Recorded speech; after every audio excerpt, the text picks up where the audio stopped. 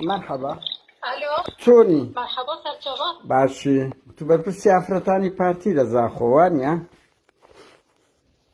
نەخێر ئەی بەرپرسی چی لە زاخۆ لە ئافرەتان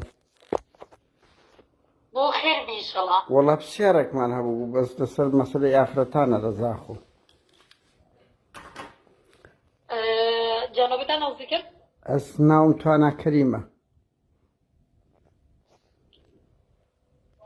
بەڵێ بەڵێ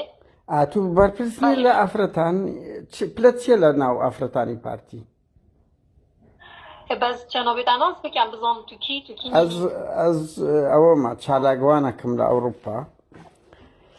پرسیارێکمان هەبوو وەڵا لەسەر ئەوەی ئەتو بۆ خۆ دەزانی ئەبوو چیچۆ هەرچی ژنی مەسئولە قسەی پێگوت وەنیای خەڵکی زاخۆ و کەسەکە دنیایەک گوێن دەدا تەوهین بە ژنی خوشک و دایکی خەڵک دەکا و حکمی 18 ساڵی بەسەردا سپێندرایە چۆن حزبەکەی تو ڕێیدا بێتەوە ئەوە بەکەی خۆی لە زاخۆ بسوڕێتەوە و خەڵکی لۆخر دەکەنەوە و لە مەتا پێشوازی لێ دەکەن ئەلۆ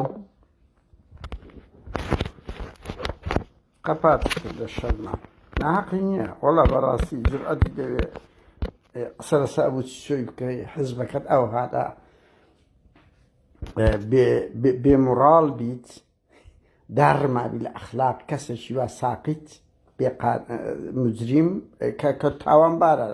لەلایەن حکوومەتەکەی خۆتەوە لەلایەن ئەوە بێ بهینی ئەوواوە وەک پادشایەک لە ناو بازار ڕێزی لێ بگری مرۆڤی ئازادی خوازم لێ بچی لە ئەوەی سیمینارێک بکە یان پیاسەیەکی وا بکە نەهاتی نییە ژنە